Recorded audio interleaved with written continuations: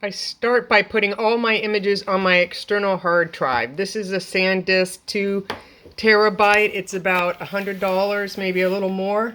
So here is my external hard drive. I'm going to go to Clients, or maybe you're going to make a personal folder. Then I make the year.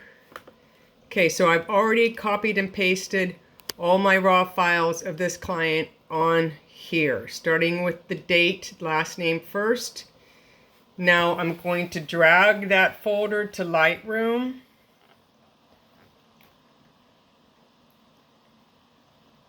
Lightroom automatically opens up. Now because they're on my external hard drive,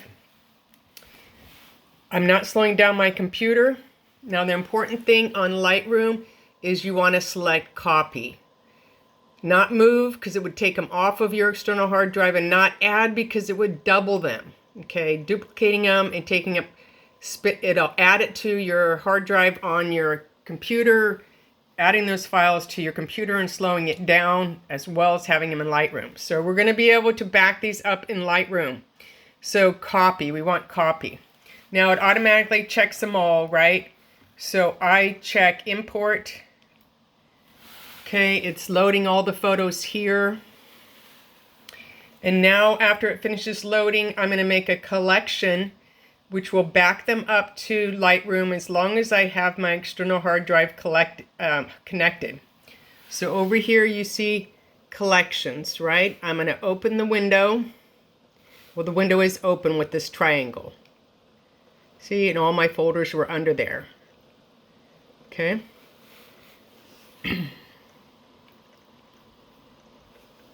Okay, now it finished importing them all.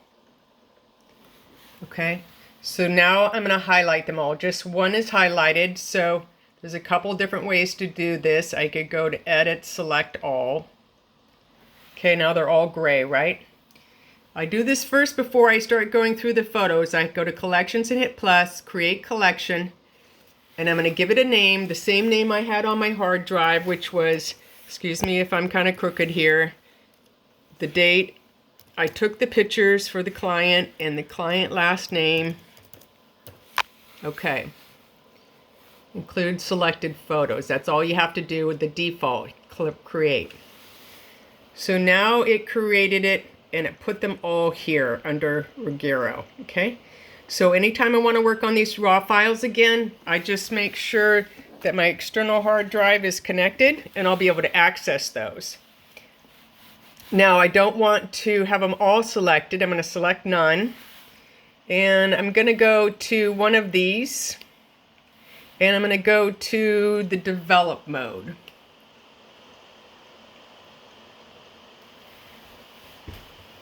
Now on the develop mode, I have white balance. I can do as shot, or I can check one of these, see if I like it on auto or cloudy. Play with those and see how you like it, or you can do the slider.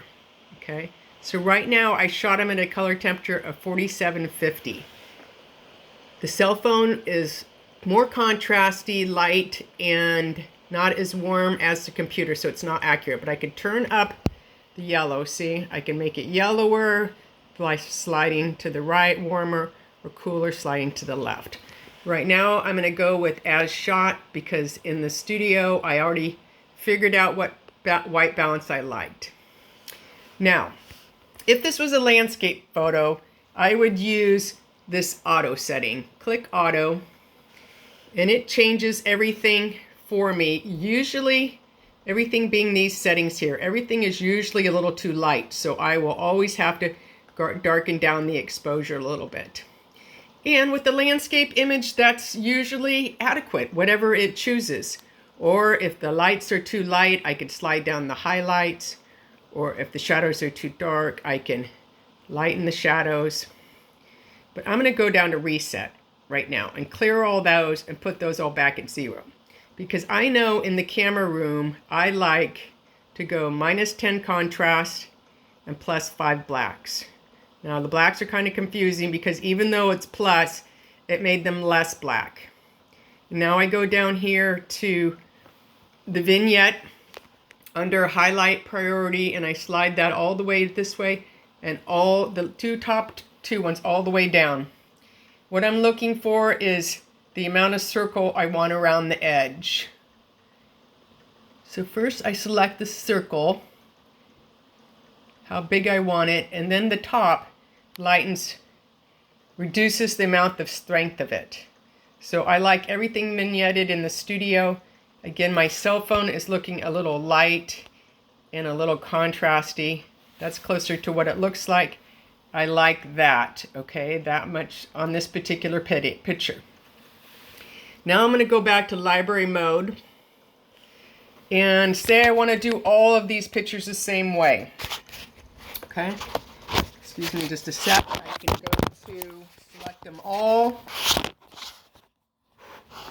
I want to just show you how to sync this real quick.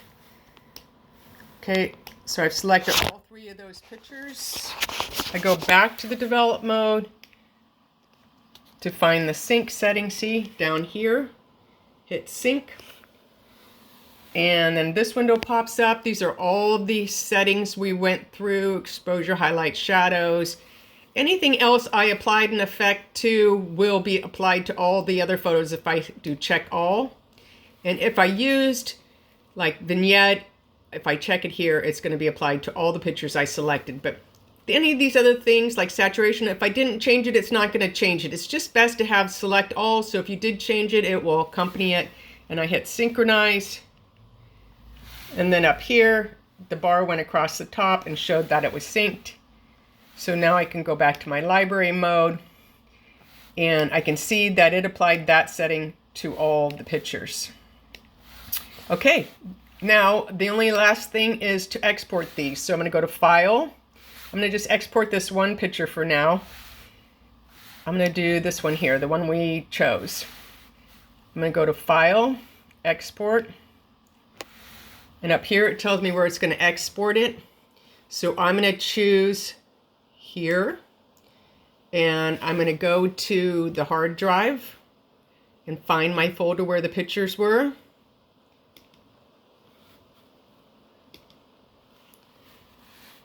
There it is. Now I'm going to make a folder inside there so I can export the JPEGs. So I'm just going to label that JPEGs. Create. I'm going to choose that. Okay, so now it's exporting into the date, Ruggiero. I now need to change this, renaming, and this is what's going to be under the photo. Okay, so my thumbnail will have the client's name. I could put the full date or I can just keep it simple. Whatever you want on your thumbnail. Now the most important part is image sizing. You want this. You want resize to fit long edge. The default is width and height. You don't want that. You want long edge and you want to set it 12.00 inches. Okay, that's inches. Resolution at 300. So this will give you about a 3 megabyte, I'm sorry, with the camera that's about 22 megabyte camera, this will give you a 25 megabyte file.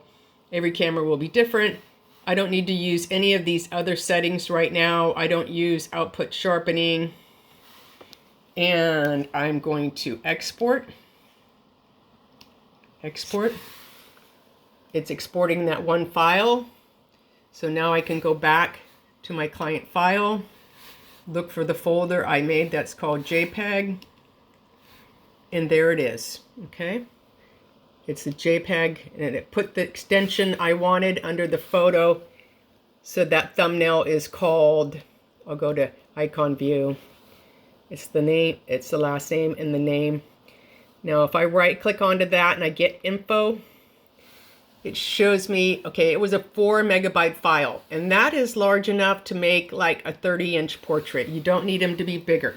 So the important thing, sizing your image, and doing the long edge 12 inches at 300 resolution is the files aren't going to be bigger than they need to be, taking up more room on your computer, but big enough to make a wall portrait if you want to. So the problem most photographers have is they're too big or they're too small. Anything over a 2 megabyte file is considered high res. So this is a 4 megabyte file. Again, it'll be big enough to make a 30-inch print. And I suggest you do that with all of your images, whether it's landscapes or portraits. Image sizing when you're exporting out of Lightroom, 12 inches long end. That way it doesn't matter if it's taken horizontal or vertical, it's going to make the longest end 12, it's going to make the other end 8. So I'm sizing everything 8 by 12 at 300 resolution, and that's what I use to make all my wall portraits. All right, good luck. Can't wait to see your work. Bye.